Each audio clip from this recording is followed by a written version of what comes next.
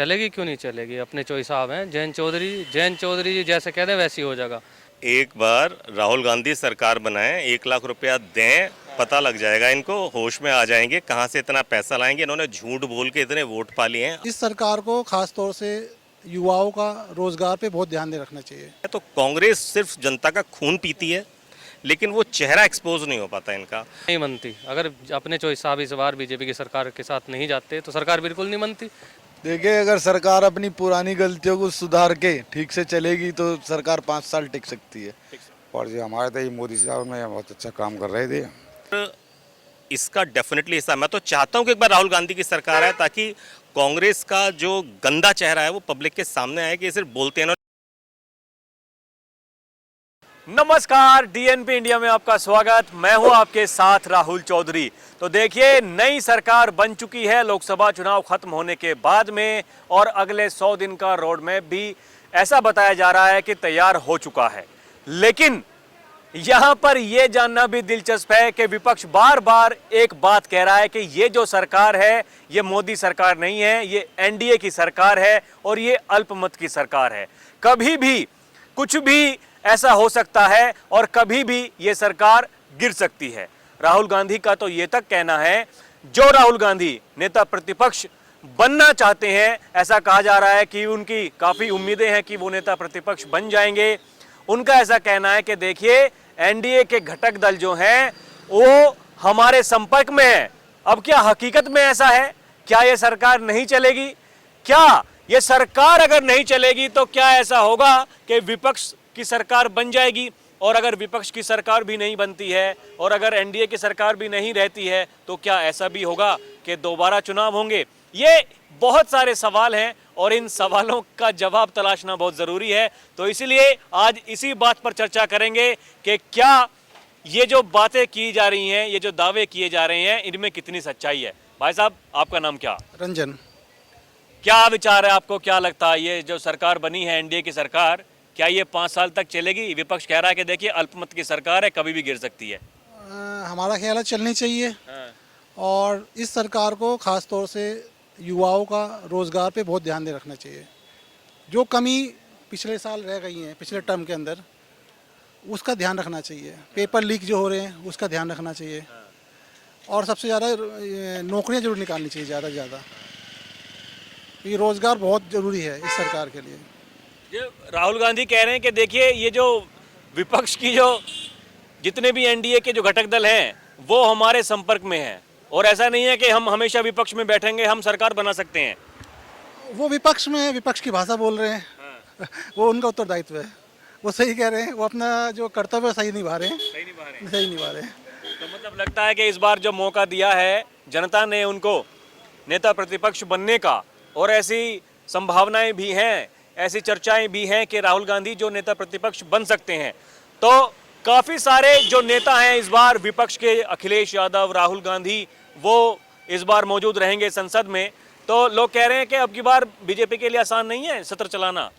नहीं, विपक्ष तो मजबूत होना चाहिए। और ये जो इस समय सीटें आई हैं, चाहे एनडीए की आई हैं, एनडीए गठबंधन की आई हैं, सही आई हैं। और इसको देखते हुए ही देश सरकार चलानी चाहिए हमें अपनी। ये सुझाव है मेरा अभी तो मतलब विपक्ष के दावे में कोई सच्चाई नजर नहीं आती है? नहीं। चलिए, देखिए, और भी लोग मौजूद हैं, ये काफ़ी समझदार मुझे लगते हैं। ये देख करके रुक गए, यहाँ पर जा रहे थे। भाई साहब, क्या नाम है आपका? गौरव। आपके कैसे विचार हैं, बताइए। ये अगले 5 साल जो है देश के लिए कैसे होने वाले हैं? ये सरकार जो बनी है घटक दलों के साथ मिलकर, काफी उथल पुथल भरे, काफी उथल पुथल भरे। वो तो कह रहे हैं कि नीतीश कुमार और चंद्रबाबू नायडू के जी कंधे से कंधा मिलाकर के साथ रहेंगे मोदी जी के। एक बार राहुल गांधी सरकार बनाएं, 1 लाख रुपया दें, पता लग जाएगा इनको, होश में आ जाएंगे कहां से इतना पैसा लाएंगे। इन्होंने झूठ बोल के इतने वोट पा लिए हैं आइडली। इन सबकी जितनी संसद सदस्यता है, ये तो ब्राइबरी का केस है कि हम हर एक को 1 लाख रुपए देंगे। ये सदस्यता इनकी रद्द होनी चाहिए, पूरी सपा वालों की और इनकी, यदि ये दे नहीं पाते हैं तो। एंड इनके अगेंस्ट क्रिमिनल केस होना चाहिए।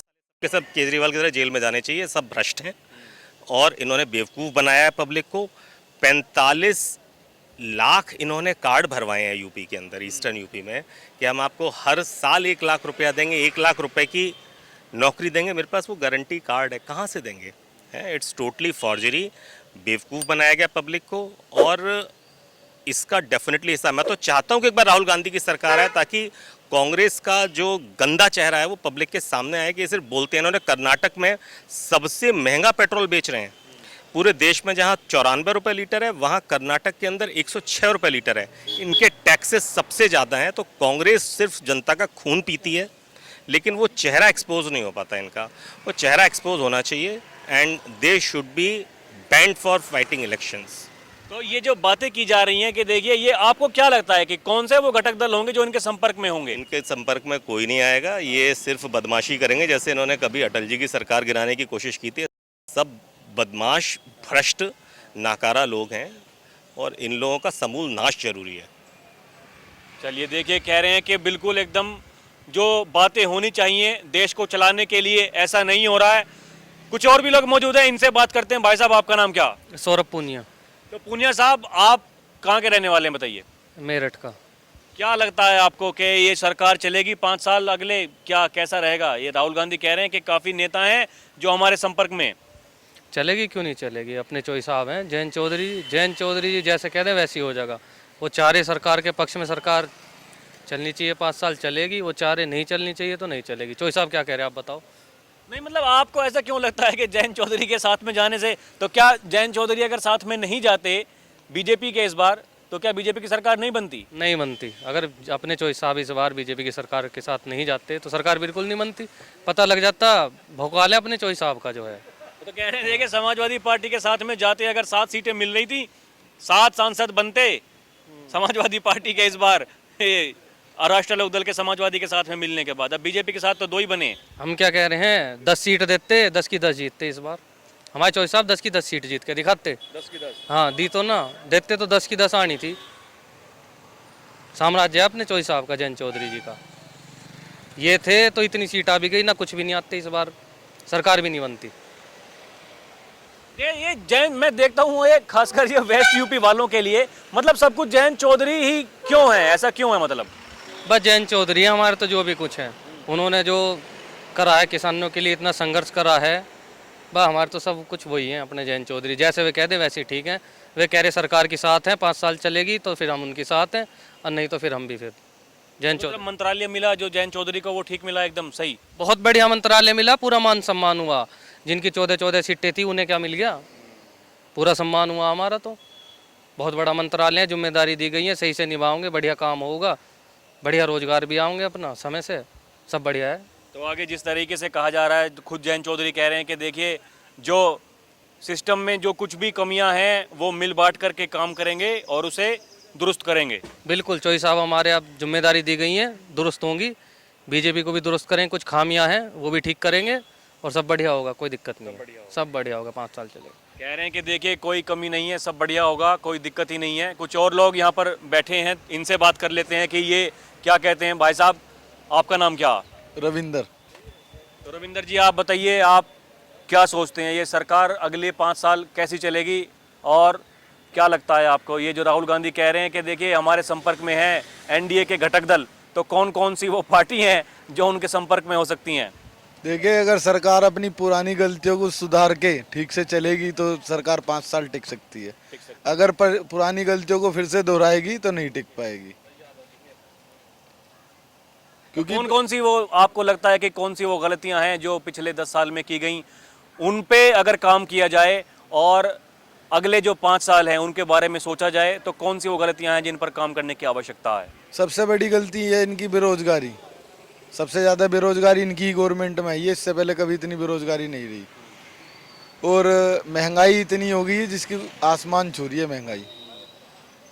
और जनता ने इन्हें तो फिर से मौका दिया है, एक बार फिर चुना है। अगर इस बार जनता के लिए कुछ करके दिखाएंगे तो जनता आगे चुनेगी, नहीं तो इस बार 5 साल भी टिकने भारी हैं इनके। आप ये बताइए, क्या इन दावों में सच्चाई नहीं लगती है आपको कि जो राहुल गांधी कह रहे हैं कि हम इनके घटक दल हैं उनको तोड़ लेंगे, अपनी तरफ मिला लेंगे? अगर घटक दल तोड़ने होते तो सरकार बनने से पहले तोड़े जाते ना। अब क्या तोड़ने, अब तोड़ने से क्या फायदा? पहले तोड़ने थे, पहले तो नहीं तोड़े। जो काम पहले करना था वो बाद में कहाँ से होगा? और वो क्या तोड़ेंगे? अगर टूटनी होगी सरकार तो खुद ही टूटेगी। सरकार तो अपनी कमियों से टूटेगी, अगर टूटी तो इस बार अपनी कमियों से। अपनी कमियों से टूटेगी। पब्लिक फिर मौका नहीं देगी, अगर इस बार टूट गई तो फिर मौका नहीं मिलेगा। यानी कि आपके हिसाब से जो कमियां खामियां पहले रह गई हैं उन पर दुरुस्त तरीके से काम करने की ज़रूरत है, अन्यथा कुछ भी हो सकता है। कुछ भी हो सकता है, काया पलट हो जाएगी इस बार बीजेपी की, अगर अपनी गलतियां नहीं सुधारी तो। चलिए देखिए, आप इधर आइए भाई साहब, आप ये क्या नाम है आपका? मनकुश कुमार। तो मंकुश जी, आपको क्या लग रहा है, ये इधर आइए थोड़ा सा इधर, आपको क्या लगता है ये कैसे चलेगी सरकार अगले 5 साल? क्या लग रहा है, मतलब सरकार तो चल जाएगी, सरकार की वो नहीं है, लेकिन इन्हें काम करना पड़ेगा। काम करना पड़ेगा। हाँ, रोजगार का एक ऐसा मुद्दा है कि हर पेपर आउट होता है, कोई पेपर ऐसा नहीं है जो आउट ना होता हो। मेरिट इतनी हाई जा रही है, पता नहीं ये खुद मिले हुए हैं या इनके कौन लोग आउट करा रहे हैं, इसकी कोई जांच नहीं है, कुछ नहीं है, कोई जवाबदेही नहीं है। जब बवाल होता है, प्रदर्शन होता है, जब तो वो पेपर वो कैंसिल होता है, लेकिन उसका सोल्यूशन क्या है? हर पेपर की कहानी है, कब कब सोल्यूशन होगा उस चीज़ का, ये है। पुलिस का लगा लो, RO का लगा लो, या भी नीट का लगा लो, मतलब कितने ही यो लगा लो कि पेपर आउट होने का तो रिकॉर्ड है इनके पास। ये तो मामला ख़राब आने वाले समय में ये दिखाई भी नहीं देंगे इस हिसाब से, यदि चलेगा तो। अगर वो तो देख लिया। मतलब जनता ने आगाह कर दिया है कि भैया देख लीजिए, अगर काम नहीं हुआ तो मुश्किल हो जाएगा मामला। वो तो है ही, वो तो अंतर देख लो, वोट का है, वोट इन्हीं के घटे हैं, वोट तो इन्हीं के घटे हैं ना, दूसरों को वोट क्यों दे रहे जा रहे हैं? क्योंकि सब परेशान ही हैं। हम तो एक वोट, हमारे वोट से तो कुछ हो नहीं रहा, हम तो एक बात बता रहे हैं कि वोट तो इनके घट ही गए। देखिए, कुछ लोग तो कह रहे हैं कि अभी ये बात कर रहे थे, उनका कहना था कि ये जो झूठ फैलाया गया विपक्ष की ओर से कि आरक्षण ख़त्म कर देंगे, संविधान को ख़त्म कर दिया जाएगा, वो नैरेटिव एक बन गया, लोगों के दिमाग में बात बैठ गई, जिस कारण नुकसान हुआ इस चुनाव में। ये विपक्ष की कहीं ना कहीं गलती थी, या मतलब उनकी चाल, मान लीजिए कि उनकी चाल थी जिसमें कि बीजेपी फंस गई। बीजेपी के जो सांसद है उन्होंने खुद बोला, जब 400 पार का नारा दिया था, जो फैजाबाद के वो थे, तो उन्होंने नारा दिया था उस टाइम पे कि हम 400 लाएंगे और संविधान चेंज करेंगे। तो गलती तो बीजेपी की है, विपक्ष को तो एक मौका मिल गया कहने का, लेकिन तुम बोल क्यों रहे हो? 400 का काम तो करके दिखाओ, काम तो ना 40 का नारे लगा रहे हो 400 के। ये तो थोड़ा वो उस चीज़ का होना चाहिए। अब वोट बैंक तो हर सीट पर घटा है, कहीं भी देख लो, वोट बैंक तो हर सीट पर घटा है इनका। अगली बार इतना भी नहीं आने का, नहीं आएगा, यदि गड़बड़ ना करा तो नहीं आएगा, इस बार भी नहीं आता, 100-150 नीचे ही रहेगी। हाँ। ताऊ जी, आपका नाम क्या? मेरा नाम पूरन है जी। आपके कैसे विचार हैं, बताइए। ये जो अगले 5 साल हैं, सरकार किस तरीके से काम किया जाएगा? क्या आपको लगता है कि सरकार अल्पमत में है, कभी भी गिर सकती है? ऐसा कुछ ना है, ऐसा कुछ नहीं है, नहीं है। ऐसा कुछ नहीं है। ये तो थोड़ा बहुत आगे पीछे चलती रहती है, और जो हमारे तो ये मोदी साहब में बहुत अच्छा काम कर रहे थे, और करते रहेंगे ये तो, और मान लो ठीक है हिसाब किताब इनका। और हम तो यही चाहते हैं कि हमें तो खैर मजदूरी करनी है, खानी है, और काम धंधे, थोड़ा काम धंधे पर ध्यान दें बस। मतलब रोजगार पे ध्यान देने की ज़रूरत है। हाँ जी, रोजगार पर। हाँ, क्योंकि मान लो गरीब आदमी क्या रोजगार चाहिए होगा, रोटी कहाँ से खाएगा? बस यही चाहिए हमें, और क्या चाहिए। मैं ये जानने की कोशिश कर रहा हूँ कि ये जो बातें कही जा रही हैं, जो विपक्ष के नेता हैं राहुल गांधी, देखिए अब तो उन्हीं को कहा जाएगा कि विपक्ष के सबसे बड़े नेता वही हैं, तो वो कह रहे हैं कि जो एनडीए के घटक दल हैं वो कई हमारे संपर्क में हैं, और ये सरकार जो है अल्पमत में है, ये कभी भी गिर सकती है, कुछ भी थोड़ी सी भी त्रुटि हुई तो सरकार गिर जाएगी। ऐसा कुछ नहीं है, ऐसा कुछ नहीं है। देखो ये तो आते रहे, कोई नीचे कभी ऊपर, हुई तो चलता रहेगा। पर हमें तो सरकार यही बढ़िया लगी, बताऊं तुमको। बस ये काम धंधा लोगों के देते तो मान लो वाह होगी, अब भी वाह होगी इनकी। अब पहले तो मान लो इन्होंने खूब अच्छा हिसाब किताब करा, कोई ये थोड़ी है कभी कर रहे हैं, ये पहले से खूब हिसाब किताब करा, पर काम के बारे में सोच लें बस। ये मजदूर आदमी, मतलब थोड़ा युवाओं के बारे में, जो रोजगार उनको देने चाहिए उसके बारे में सोच लें तो सब कुछ बढ़िया होगा। सब कुछ बढ़िया होगा, सब कुछ बढ़िया होगा जी। मजदूर आदमी को तो मजदूरी चाहिए होगा, तो बस यही कहना चाहते हैं बस।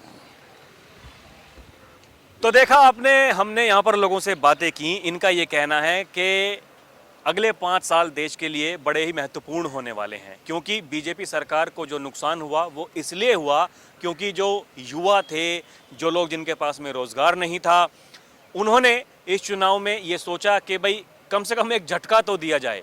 लेकिन किसी का यह भी कहना है कि एक नैरेटिव चलाया गया विपक्ष की तरफ से, जिस कारण लोगों के मन में एक धारणा बन गई इस तरह की कि अगर बीजेपी फिर से पूर्ण बहुमत की सरकार लेकर के आ जाती है तो ये संविधान बदल देंगे, आरक्षण खत्म कर देंगे। तो ये सारी की सारी जो बातें हैं ये कहीं ना कहीं इस चुनाव में इफेक्टेड रहीं। इसके अलावा ये भी कहना है लोगों का कि देखिए जो अगले 5 साल हैं ये तय करेंगे कि कैसे उसके अगले वाली सरकार बनेगी, क्योंकि अब की बार अगर काम नहीं किया तो जनता 240 पे लेके आई है तो वो 150 पे भी लेकर के आ जाएगी अगले चुनाव में, अगर काम नहीं किया तो। लेकिन सारी की सारी बातें घुमा फिरा करके वहीं पे आती हैं। अब क्या होगा ये देखना दिलचस्प होगा। क्या वाकई में ही एनडीए के घटक दल, जैसा कि राहुल गांधी कह रहे हैं, उनके संपर्क में हैं, वो भी बड़ी बात है। लेकिन लोगों का कहना है कि खाली अभी भी एक नैरेटिव बनाने की ऐसी कोशिश की जा रही है। अब क्या होगा उसका रहेगा इंतजार। बहरहाल फिर चलेंगे कहीं और की जनता से रूबरू होंगे। आप देखते रहें डीएनपी इंडिया। कैमरा पर्सन प्रिया के साथ मैं राहुल चौधरी, नमस्कार।